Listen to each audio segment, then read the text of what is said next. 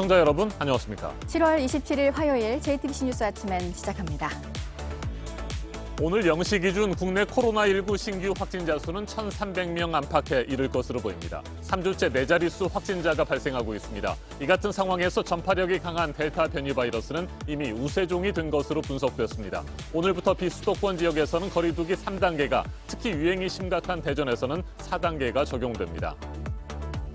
어제부터 50대도 백신을 맞기 시작하는 등 접종 속도를 높여야 할 시점에 모더나 백신 생산에 문제가 생긴 것으로 전해지면서 접종 계획에 변수가 되고 있습니다. 모더나에서 화이자로 맞는 백신 종류가 바뀌는 경우가 생기고 있는데 공급 문제가 이어진다면 일정이 줄줄이 밀릴 수도 있을 것으로 보입니다.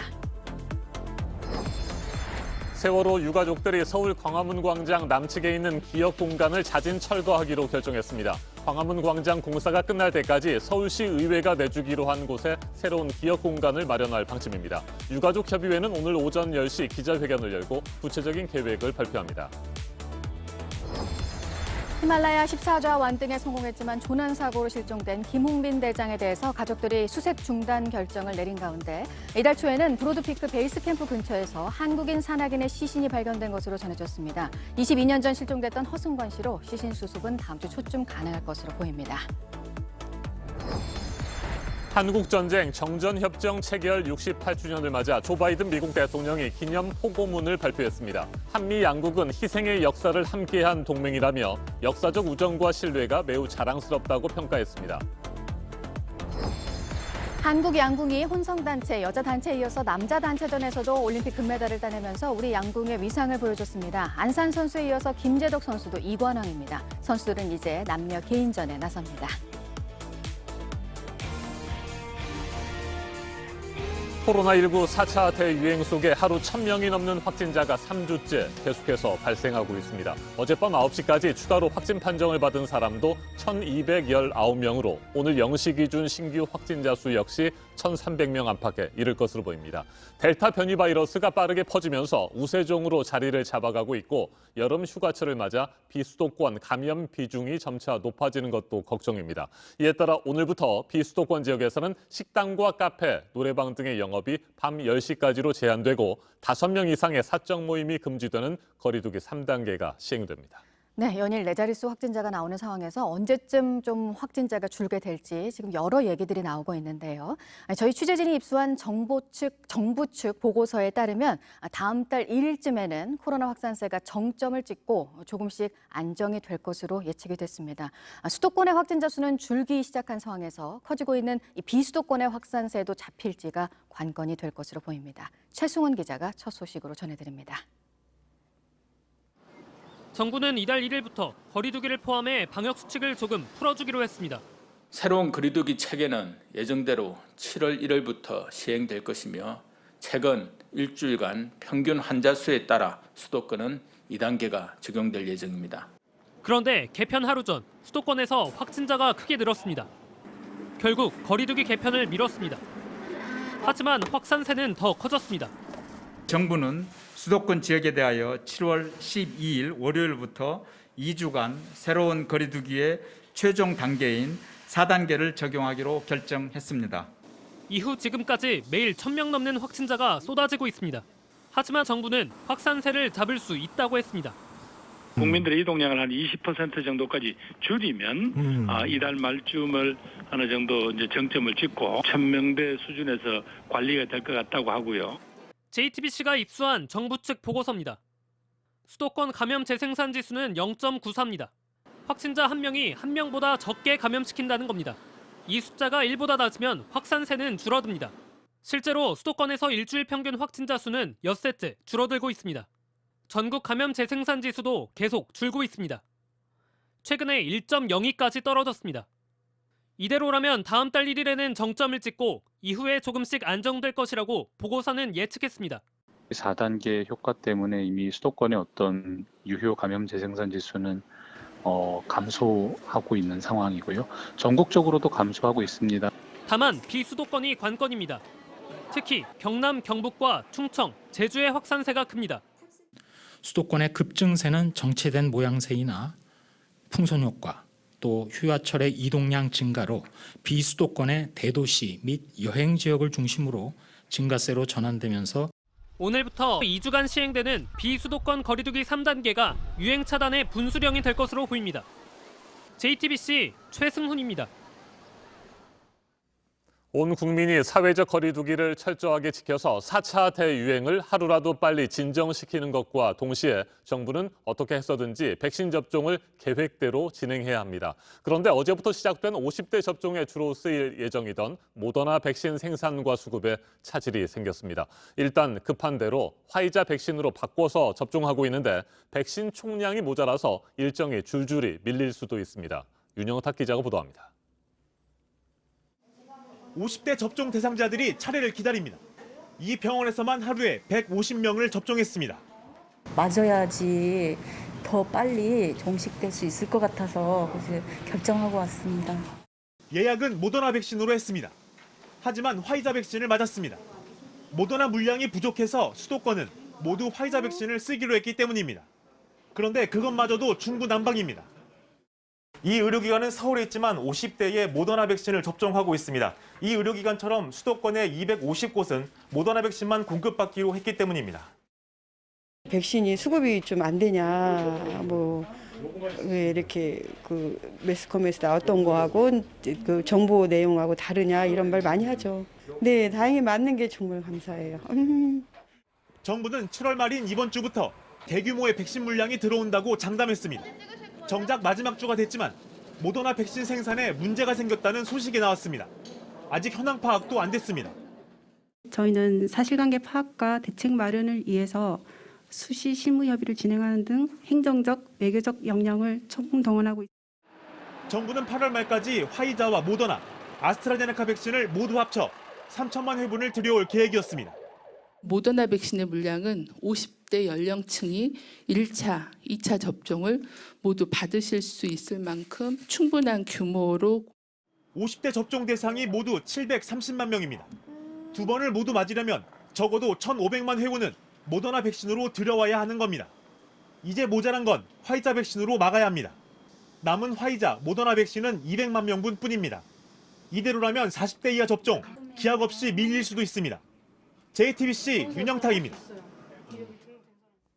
세월호 유가족들이 서울 광화문 광장 남측에 있는 기억 공간을 자진 철거하기로 결정했습니다. 광화문 광장 공사가 끝날 때까지 서울시 의회가 내주기로 한 곳에 새로운 기억 공간을 마련할 계획입니다. 서울시와 유가족들의 갈등은 일단 봉합될 것으로 보이지만 광장 공사 이후에는 어떻게 할지 아직까지 미지수입니다. 공다솜 기자의 보도입니다. 광화문 광장의 세월호 추모 공간인 기억 공간이 서울시 의회로 이전하게 됐습니다. 서울시와 철거 문제로 갈등을 빚어온 유가족들이 어제 저녁 8시 30분부터 1시간가량 회의를 거친 끝에 자진 철거를 결정했습니다. 광화문 광장 공사를 위해 철거가 필요하다는 서울시의 입장을 받아들인 겁니다. 지난 23일부터 나흘 동안 대치한 끝에 나온 결론입니다. 기억 공간은 광화문 광장에서 800m 정도 떨어진 서울시 의회로 옮겨집니다. 광장 공사가 끝날 때까지 임시 공간을 마련해달라는 유족들의 요구에 따라 서울시의회는 로비와 담벼락 등 공간을 내어주기로 했습니다. 유족들은 오늘 이곳으로 기억 공간의 물건들을 직접 옮길 예정입니다. 광화문 광장 공사가 끝난 이후 기억 공간이 다시 광장에 마련될지 여부는 미지수입니다.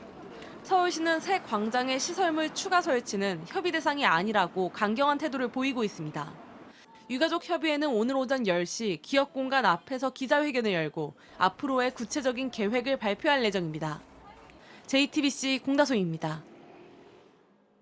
산악인 김홍빈 대장이 실종된 히말라야 브로드피크에서 22년 전에 실종된 연세산악회 소속 고 허승관 씨의 시신이 발견됐습니다. 잠깐 눈이 녹은 사이에 외국인 등반대가 찾았습니다. 김홍빈 대장에 대한 수색 작업은 2차 사고를 우려하는 가족의 요청으로 중단됐습니다. 박지훈 기자입니다.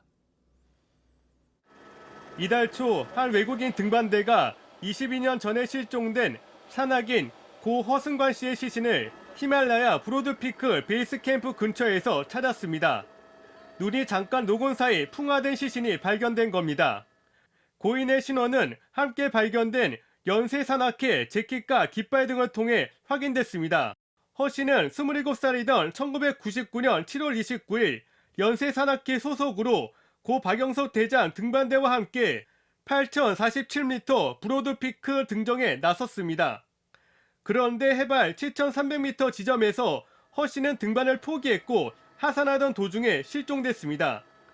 연쇄 산악회 측은 시신을 수습하기 위해서 회원 한 명을 어제 파키스탄으로 보냈습니다. 한편 지난 19일 실종된 김홍빈 대장은 아직 발견되지 않고 있습니다. 파키스탄 군은 히말라야 K2 남동쪽 9km 지점에서 김 대장의 위성전화 신호를 확인해 수색은 한때 활기를 띠었습니다. 파키스탄과 중국이 구조대원을 사고 발생지 인근에 투입했지만 김 대장의 흔적을 찾지 못했습니다. 현재는 가족의 요청으로 수색이 중단된 상태입니다. 김 대장이 브로드피크 등정에 앞서 내가 사고가 나면 수색 활동에 따른 2차 사고가 발생하지 않게 해달라는 뜻을 밝혔다고 가족 측은 전했습니다. JTBC 박지윤입니다. 오늘은 6.25 한국전쟁의 정전협정이 체결된 지 68년이 되는 날입니다. 조 바이든 미국 대통령이 이에 맞춰 기념 포고문을 발표했습니다. 한미 양국은 희생의 역사를 함께한 동맹이라며 역사적 우정과 신뢰가 매우 자랑스럽다고 평가했습니다. 워싱턴에서 임종주 특파원이 보도합니다. 바이든 대통령은 포고문에서 한미 양국이 희생의 역사를 오래 함께한 동맹이라며 특별한 인연을 강조했습니다. 이어 한반도는 아직 분단돼 있지만 한국은 활기차고 잘 사는 나라로 성장했다고 평가했습니다. 한반도 평화를 지키겠다는 약속을 지속해왔고 그 속에서 양국 관계 또한 번영했다고 밝혔습니다. 그러면서 한국과 함께한 역사적 우정과 신뢰가 매우 자랑스럽다고 강조했습니다. 바이든 대통령은 특히 지난 5월 한미 정상회담 때 한국 전 영웅 랠프 퍼켓 예비역 대령에게 명예훈장을 수여한 것이 대단한 특권이었다고 회고했습니다. The strength of the alliance between the United States and the Republic of Korea was born out of the courage, determination, sacrifice, and of the Korean troops fighting shoulder to shoulder with American troops. 바이든 대통령은 두 나라 관계는 전 세계 주요 지역의 평화와 안정, 경제 성장을 위해 매우 중요하다며 한미 동맹의 미래도 강조했습니다. 다만 이번 포고문에서 북한이나 중국을 향한 구체적인 언급은 하지 않았습니다. 전임 트럼프 행정부에선 지난해를 제외하고 2018년과 19년 두 차례 북미 관계 개선과 관련한 내용이 포고문에 포함된 바 있습니다. 워싱턴에서 JTBC 임종주입니다.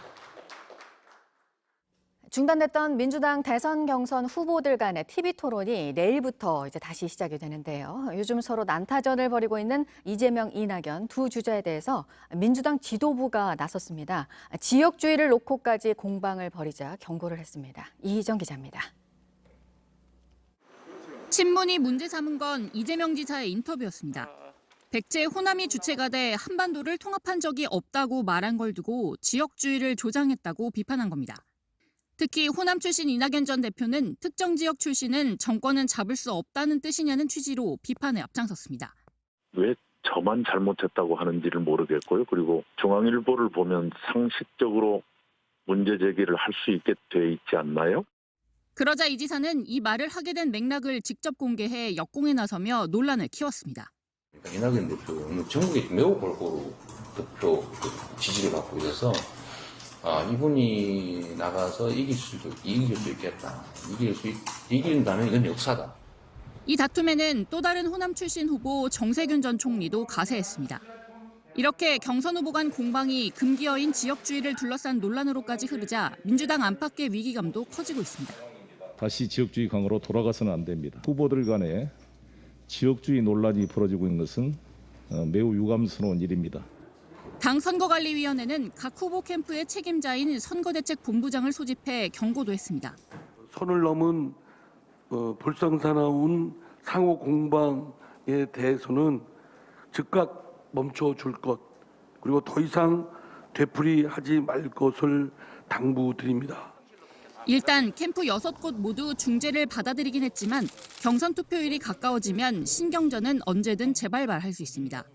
민주당은 오는 28일 공정경제협약식을 연 뒤 TV 토론회를 이어갈 예정입니다.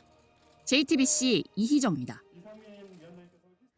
댓글 여론 조작 혐의로 유죄가 확정된 김경수 전 경남지사는 선고가 나오고 닷새 만에 교도소에 수감이 됐습니다. 앞서 구속기간을 뺀 1년 9개월의 남은 형기를 마쳐야 합니다.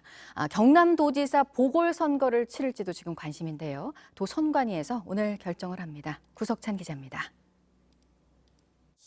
김경수 전 경남지사가 관사를 마지막으로 둘러보고 차량에 오릅니다. 창원 교도소 앞에 다다르자 지지단체와 반대단체가 일부 뒤엉킵니다. 우리한테 똑같이 하면 저대로 나가요, 빨리. 당장 나가요. 김 전 지사가 도민들에게 전한 마지막 인사. 끝까지 함께하지 못해서 송구하다는 말씀을 드립니다. 그러면서 판결을 받아들일 수 없다는 기존 입장을 거듭 밝혔습니다.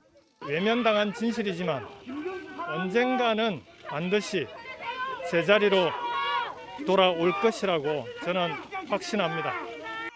김 전 지사는 지난 21일 대법원이 확정한 징역 2년에서 1심 선고 후 구속됐던 77일을 뺀 나머지 1년 9개월의 형기를 시작했습니다. 김 전 지사가 3년 동안 이끌어온 경남도정은 행정부지사인 하병필 도지사 권한대행이 맡습니다. 다음 지방선거는 내년 6월 1일, 1년도 채 남지 않았기 때문에 보궐선거 실현 가능성은 낮아 보입니다. 경상남도는 비상체제에 들어갔습니다. 김 전 지사는 남해 여수 해저터널과 부울경 메가시티 등 현안 사업에 차질이 없도록 힘을 모으고 코로나19 방역에도 최선을 다해달라고 당부했습니다. 하지만 구심점 역할을 해온 수장이 사라진 만큼 도정의 공백을 피하기 어렵다는 분석입니다. 과거 경남에선 대선 출마 등을 이유로 김혁규, 김두관, 홍준표 지사가 이번에는 불미스러운 일로 김 전 지사까지 임기를 채우지 못하면서 도민들의 피로감도 쌓이고 있습니다. JTBC 구석찬입니다. 이번에는 오늘 아침 체크해봐야 할 뉴스들을 분야별로 살펴보겠습니다. 먼저 정치 분야입니다. 더불어민주당이 법 시행 1년이 지난 임대차 3법에 대한 손질을 예고했습니다. 윤호중 원내대표는 어제 당 최고위원회의에서 갱신 계약뿐만 아니라 신규 계약에 대해서도 임대료 인상폭을 제한하는 방안의 필요성을 제기했습니다. 야권의 대권 주자인 윤석열 전 검찰총장이 후원금 계좌를 개설한 지 하루 만에 한도액인 25억 6천만 원을 다 채우고 모금을 종료했습니다. 후원금 모금 하루 만에 한도액을 모두 채운 사람은 여야를 통틀어 처음입니다. 이재명 경기도지사는 모금 첫날 9억여 원을, 이낙연 전 민주당 대표는 8억 1천여만 원을 모금한 바 있습니다. 국민의힘이 어제 청해부대 장병들의 코로나19 집단 감염 사태와 관련한 국정조사 요구서를 국회에 제출했습니다. 집단 감염이 발생하게 된 직접적인 원인과 해외 파병부대 백신 접종 실태가 주요 조사 대상으로 담겼습니다. 더불어민주당은 정치 공세라며 일축했습니다.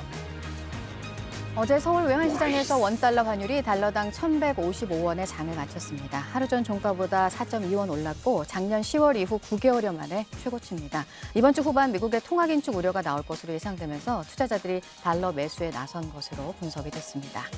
가상화폐의 대표격인 비트코인이 한 달여 만에 4만 달러 선을 넘었습니다. 비트코인은 어제 오후 하루 전보다 17% 이상 급등한 4만 545달러까지 찍었습니다. 현재는 다시 3만 8천 달러 선으로 내려왔는데 비트코인의 갑작스러운 급등은 미국의 전자상거래 업체인 아마존이 비트코인을 결제 수단으로 검토하고 있다는 보도 때문입니다. 민주노총 서울도심 집회 참석자 가운데 코로나19 확진 판정을 받은 3명은 집회가 아니라 음식점에서 감염됐다는 방역당국 조사 결과가 나왔습니다. 중앙방역대책본부는 이들 확진자 3명은 지난 7일 저녁 한 음식점에서 별도의 감염자 2명과 1시간 동안 같은 공간에 머물렀다고 밝혔습니다.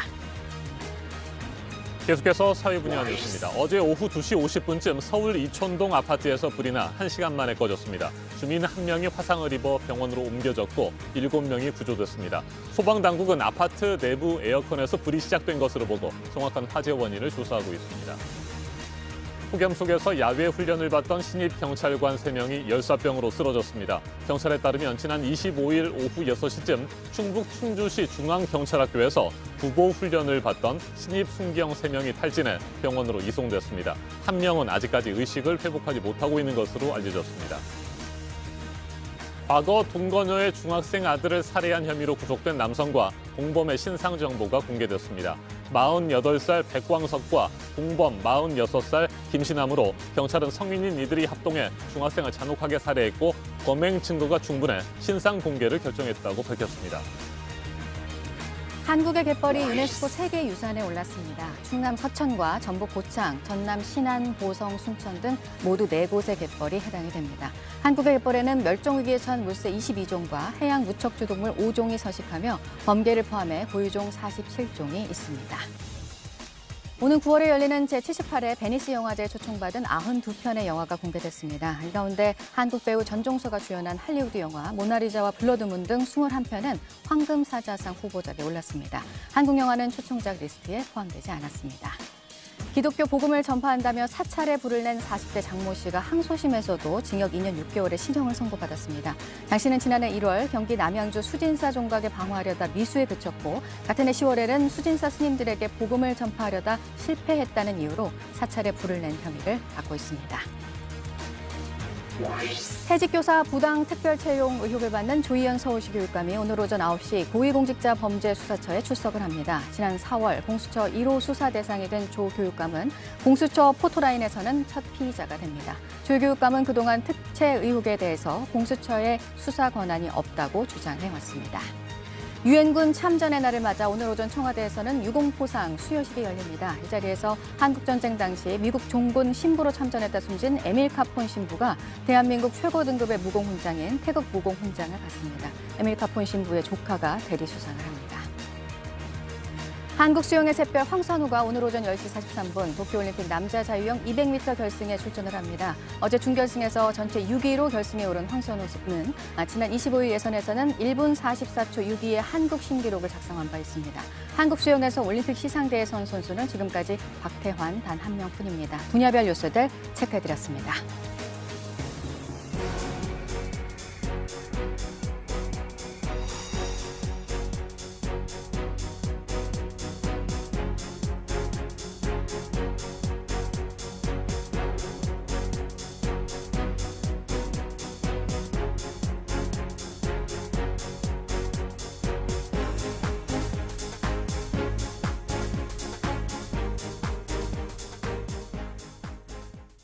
네, 화요일 아침 7시 40분 지나고 있습니다. 다음 달 1일쯤이면 코로나 상황이 정점을 찍고 점차 안정될 거라는 정부 보고서 내용 앞서 전해드렸는데요. 관건 가운데 또 하나가 생각보다 빨리 우세종으로 자리 잡은 델타 변이 바이러스입니다. 전 세계적으로 변수이기도 하죠. 때문에 미국에서는 기존의 여행 규제를 유지하기로 했는데요. 보도국 연결해서 이 소식 알아보겠습니다. 강보드 기자, 몇몇 나라들에서는 경보 수준을 높였네요. 미국 질병통제예방센터는 현지 시간 26일 스페인과 포르투갈, 쿠바 등에 대한 여행 경보를 4단계로 높였습니다. 여행을 피하라는 겁니다. 이달 중순에 역시 4단계로 높였던 영국에 대한 경보도 유지했습니다. 젠사키 백악관 대변인은 이날 브리핑에서 이런 결정의 배경에 대해 델타 변이가 전 세계와 미국에서 확산하고 있다고 설명했습니다. 미국 언론들은 여행 규제가 쉽게 풀리진 않을 것으로 내다봤습니다. 델타 변이 확산의 영향으로 미국의 지난주 확진자는 그 전주에 비해 2.4배 가까이 늘었습니다. 결국 뉴욕시와 캘리포니아주가 공무원들에게 백신 접종을 사실상 의무화하겠다고 나섰습니다. 9월 새학기를 앞두고 다음 달 말까지 백신 접종 증명서를 내지 않으면 매주 코로나 검사를 받도록 하겠다는 겁니다. 네, 그리고 방탄소년단 빌보드 싱글 차트 관련 소식이 오늘 아침에 또 있습니다. 이번 주에도 방탄소년단이 1위를 한 건 맞고요. 곡이 또 바뀌었네요. 네, 이번 주에는 버터가 다시 1위. 지난주에 버터를 밀어냈던 퍼미션 투 댄스는 7위입니다. 지난주에 이어서 핫백 1위 바통 터치를 또다시 기록한 겁니다. 빌보드는 자신의 새로운 곡으로 1위를 대체한 뒤 이전 1위 곡을 다시 정상에 올려놓은 건 BTS가 처음이라고 했습니다. 이번 주까지 버터의 핫백 1위 횟수는 모두 8주로 늘었습니다. 네, 지금 열리는 도쿄올림픽에서도 그렇고요. 여자 선수들의 바뀐 유니폼이 또 요즘 화제입니다. 운동하기 편한 옷으로 입겠다는 건데 응원하는 목소리들이 나오네요. 최근에 미국 가수 핑크가 노르웨이 여자 비치 핸드볼 팀의 벌금을 대신 내겠다는 트윗을 올렸습니다. 이 선수들은 비키니 하의 대신 반바지를 입고 유럽 비치 핸드볼 선수권 대회에 나갔다가 벌금 200만 원을 받았습니다. 하의 길이가 10cm를 넘지 않아야 한다는 게 규정인데 선수들은 벌금을 물고서라도 편한 옷을 입겠다고 한 겁니다. 올림픽에 나선 독일 여자 체조팀도 남자 선수들처럼 하의를 덮는 유니폼 유니타드를 입었습니다. 종교적인 이유로 이런 유니폼 유니타드를 입는 경우를 빼면 보통 여자 선수들은 수영복과 비슷한 레오타드라는 유니폼을 입는데요. 이 독일 선수들이 여자 선수들에 대한 성적 대상화에 반대하고 편하게 느끼는 옷을 선택할 수 있다는 걸 어린 학생들에게 보여주고 싶다며 이런 새 유니폼을 선보이자 응원이 이어졌습니다. 끝으로 새벽에 난 화재 소식입니다. 새벽 2시 20분쯤 서울 마포구 성산동의 한 다가구 주택에 불이 나 10여 명이 급히 몸을 피했습니다. 불은 1시간 30여 분 만에 꺼졌습니다. 지금까지 아침엔 지금 JTBC 강버들입니다. 네, 공군부사관 성추행 사망 사건에 연루된 2차 가해자가 극단적인 선택을 하면서 군에 대한 비판이 또 나오고 있습니다. 수감돼 있던 국방부 영내 시설에서 벌어진 일이라서 관리를 왜 더 면밀하게 하지 않았냐는 비판입니다. 이금평 기자입니다. A 부사관은 지난 25일 오후 의식불명 상태로 발견됐습니다. 국방부 영내 미결 수용시설에서 수감된 지 43일 만에 극단적 선택을 했습니다. 감시가 소홀한 사이 벌어진 일입니다. 독방에 안에 별도의 화장실이 있고 뭐 하는 그런 구조입니다. 그리고 이제 CCTV는 그 인권 문제 때문에 복도 쪽만 비추고 있고 시간에 그 주기적으로 이렇게 왔다 갔다 하는. A 부사관은 성추행 피해를 입고 숨진 이모 중사에게 회유와 협박 등 2차 가해를 한 혐의를 받고 있습니다. 불상사를 막지 못한 건 군의 직무유기라는 지적이 나옵니다. 심리적으로 불안정한 상황에 대한 면밀한 관리가 이루어지지 않았다는 겁니다. 가해자에 대한 비판 여론이나 이런 것들도 되게 많기 때문에 가해자를 구속을 시켰다면 가해자의 신병 관리에 좀 더 국방부가 세심하게 신경을 쓰고. 전례 없는 사태의 군 기강 문제도 다시 제기됐습니다. 군 수용시설에서 감시 소홀로 극단적 선택을 한 경우는 이번이 처음입니다. 민간에도 이런 일이 없는데 얼마나 군 기강이 이안이 돼 있고 엉망진창이었으면 이제 하다가 수용실에서. 주요 피고인이 숨지면서 다음 달 6일부터 시작될 관련 공판에도 어려움이 예상됩니다. 피고인의 사망이 안타까운 것과는 별개로 이 사건 전체적인 실체적 진실이 가려져서는 안 된다. 서욱 국방부 장관은 이번 사태와 관련해 강압 수사 여부와 군 수용시설 문제 등을 확인하겠다는 입장을 밝혔습니다. JTBC 이금평입니다. 중국을 방문 중인 웬디 셔먼 미 국무부 부장관이 어제 왕이 외교부장과 셰펑 외교부 부부장을 잇따라 만났습니다. 지난 3월 미국 알래스카에서 양국이 거세게 충돌한 뒤 4개월 만에 성사된 고위급 회담입니다. 셔먼 부장관의 이번 중국 방문은 조 바이든 대통령 취임 이후 미국 고위급 인사의 첫 번째 공식 중국 방문이라는 점에서도 의미가 있습니다. 미국과 중국이 그동안의 갈등을 어느 정도나 해소할 수 있을지 관심이 모아졌지만 중국은 작심한 듯 말폭탄을 쏟아냈습니다. 두 나라의 갈등만 다시 확인했습니다. 신범철 경제사회연구원 외교안보센터장 자리에 함께했습니다. 어서 오십시오. 예, 안녕하세요. 네, 지난 3월에는 미국이 중국 대표단, 그러니까 양제츠 정치국원 왕이 외교부장을 알래스카주 앵커리지로 불렀잖아요. 네. 그런데 이번에는 중국이 미국 대표단 셔먼 부장관을 베이징에서 100km가량 떨어진 텐진으로 불렀단 말입니다. 회담 장소를 놓고도 서로 신경전을 벌이는 모양새예요. 예, 그렇습니다. 중국 입장에서는 받은 걸 그대로 돌려준다, 이런 행보였던 것 같아요. 네. 형식적으로는 방역을 이유로 해서 몽골을 다녀오는데 북경보다는 텐진이 가깝지 않느냐, 이렇게 배려하는 듯한 모습을 취했지만 실질적으로는 알래스카에 있었던 그 2+2 회담, 그것을 그대로 돌려주는 그런 행보를 취했다고 봅니다. 네, 미국이 앵커리지에서 큰 소리를 쳤듯이 중국도 어제 마찬가지였습니다. 결국에는 안방으로 불러놓고 자기들이 큰 소리를 치고 상대방은 조용하게 얘기를 들어라 이런 모양새입니다. 이것도 예, 일단 좀 관심을 모으고 있어요. 미국에 대해서 중국이 말을 먼저 꺼낸 거죠. 그러면서 그간에 있었던 불만, 그러니까 중국의 핵심 이익을 미국이 건드렸다. 그래서 신장 위구르 이런 문제 제기를 했고 또 일종의 미국에게 레드라인을 제시했다. 이렇게 평가할 수 있겠는데요. 중국의 핵심 이익을 거스리는 것에는 중국이 좌시하지 않겠다. 이런 이야기를 먼저 꺼냈고 그 다음에 있어서 여러 가지 불만 사항을 한꺼번에 다 토해냈습니다. 이런 부분에 대해서 웬디 셔먼 부장관 같은 경우에도 자기 이야기는 했지만 전반적으로 협상을 주도한 것이 중국이기 때문에 그대로 알래스카를 보복했다, 이런 평가가 나오고 있는 것 같습니다. 네, 왕이 외교부장은 미국이 중국의 사회주의 체제 전복을 시도해서는 안 된다, 이런 말도 했습니다.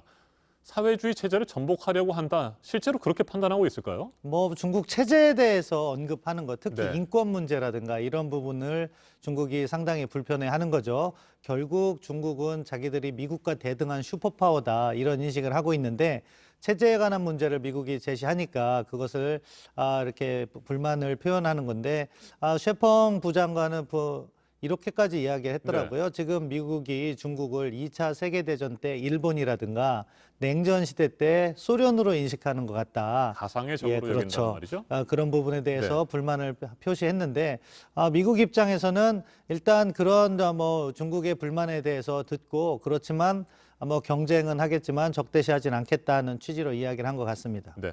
실제로 미국이 중국을 그렇게 가상의 적으로 여기고 있다고 보십니까? 사실은 군사적인 차원에서는요, 미국도 마찬가지고 중국도 마찬가지고 최악의 시나리오는 항상 준비하고 있을 거라고 생각합니다. 그런 측면에서는 미국도 그렇고 중국도 그렇고 대만 해협이라든가 이런 데에서 군사적 충돌이 발생했을 때에는 어떻게 승리할 것인가를 준비하겠죠. 하지만 외교 분야에서는요, 협력의 파트너라는 점도 인정을 하고 있는 거예요. 그렇기 때문에 이렇게 회담을 갖고 서로 협력할 부분을 찾아가는 부분도 있는데 아무튼 중국의 입장에선 최근 들어서 바이든 행정부가 출범함에 있어서 트럼프 행정부와 다르게 중국과 조금 잘 지내보려 하지 않겠느냐 하는 기대감이 있었을 것으로 보이는데 네. 바이든 행정부도 트럼프 행정부 못지않게 중국에 대해서 압박을 가하고 있거든요. 그 부분을 이렇게 강도 높게 불만을 표기한 거라고 봅니다. 네, 셔먼 부장관의 발언을 구체적으로 좀 살펴보면요. 양국 간의 치열한 경쟁을 환영하지만 중국과의 갈등을 추구하지는 않는다. 이건 뭐 상투적인 얘기처럼 들리긴 합니다만 어떻게 그렇습니다. 평가하세요? 상당히 외교적인 표현인 거죠. 그렇기 때문에 미국이 먼저 갈등을 초래하는 일은 없다. 그럼에도 불구하고 중국이 계속해서 인권 침해 문제라든가 보호무역 이런 것을 한다면은 미국은 중국과의 경쟁, 이 경쟁은 사실 미국이 격차를 벌이겠다고 하는 건데요. 그런 차원에서 글로벌 공급망 회복력과 같이 첨단 기술과 관련해서는 미국이 자국의 동맹국들하고만 그 기술을 쉐어하는, 공유하는 그런 접근을 하고 있는데 뭐 외교적으로 표현했지만 할 말은 다 했다 이렇게 평가할 수 있겠습니다. 네, 결국 미국과 중국 두 나라의 갈등을 봉합하거나 뭐 해결하기 위해서는 바이든 대통령과 시진핑 주석이 만나는 수밖에 없을 것 같습니다. 10월에 이탈리아에서 G20 정상회의가 열리잖아요. 이 자리에서 두 사람이 만나게 될까요? 예, 뭐 저는 G20가 열리면은 만날 거라고 생각합니다. 근데 이게 정상은 아니에요. 왜냐하면은 사실 과거를 돌이켜 보면 오바마 행정부 때나 트럼프 행정부 때나 먼저 단독 정상회담을 개최했거든요. 상반기 경에. 그런데 지금은 양자 정상회담을 개최하지 못한 거죠. 그만큼 미중 관계가 네. 안 좋다 이렇게 평가할 수 있겠고요. 다자 계기에는 만나긴 할 텐데 이 다자 회의라는 특성상 긴 시간 동안 대화를 못 해요. 예를 들어서 양자 정상회담을 한다면은 1박 2일 정도로 그리고 그 과정에서 3차례 이상을 서로 만나면서 현안을 풀고 정상 간의 우호적인 관계를 갖다가 만드는 노력을 하는데 이러한 다자 정상회담 계기에 만나는 것은 길어야 2시간 정도 그렇기 때문에 현안을 다 풀지 못합니다. 따라서 G20, G20 계기로 만나는 것 말고도 미중 정상회담을 별도로 개최하는 것이 필요한 시기다. 그렇게 평가합니다. 네, 북한 문제도 좀 짚어보도록 하겠습니다. 셔먼 부장관, 북한을 대화 테이블로 나오도록 하기 위해서 뭐 인센티브를 제공하거나 그러지는 않겠다. 뭐 이런 뜻을 다시 한번 드러낸 것으로 보이는데 이 부분은 어떻게 평가하세요? 네, 그렇습니다. 뭐 지금 미국이 대북 정책 검토 발표 이후에 북한에 대해서 유화적인 모습은 취하고 있지 않아요. 이번에 중국과 대화를 함에 있어서도 북핵 문제는 미얀마 문제라든가 그런 것 같이 미중 간의 협력의 영역이다. 이 점은 상당히 긍정적으로 평가합니다. 하지만 구체적인 내용이 어떻게 언급했는지는 보도되진 아직 않고 있고요. 다만 미국으로서는 중국이 제재를 잘 이행하고 또 북한의 도발을 억제하는 데 협력해달라 이런 이야기를 했을 가능성이 높고 중국 입장에서는 미국의 제재가 북한 경제를 지나치게 옥죄고 있으니까 그 부분은 조금 완화해라 이런 기존의 입장을 반복했을 가능성이 높다고 봅니다. 네, 셔먼 부장관이 일본과 한국, 몽골을 들러서 중국을 방문하는 상황에서 김정은 북한 국무위원장 홍수 피해에 대한 위로를 전하는 그런 친서를 중국에 전달했습니다. 이건 어떻게 봐야 됩니까? 그러니까 어떻게 보면 진영이 만들어지고 있는 거죠. 셔먼 부장관의 행보를 보면 일본, 한국, 몽골을 다니면서 결국 미국 중심의 네트워크를 강화하는 거고요. 김정은 위원장의 시진핑 주석에 대한 친서는 뭐 홍수 피해를 위로하는 거지만 북중 간의 연대 강화, 이것을 상징한다고 봅니다. 따라서 지금 동북아에서 신냉전 구도가 만들어지려고 하기 때문에 우리의 입장에서는 이렇게 냉전 구도로 가지 않고 다시 대화가 재가동될 수 있게 준비하는 것이 필요하다고 생각합니다. 알겠습니다. 오늘 여기까지 듣겠습니다. 신범철 경제사회연구원 외교안보센터장이었습니다. 말씀 잘 들었습니다.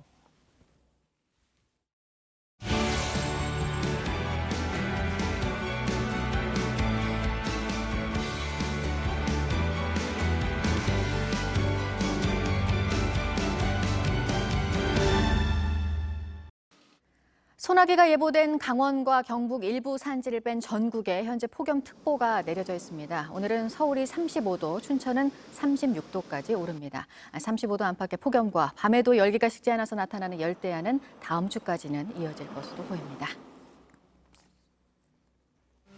아침엔 뉴스워치, 오늘 하루 관심을 가지고 지켜봐야 할, 기억해야 할 뉴스 끝으로 정리해드립니다.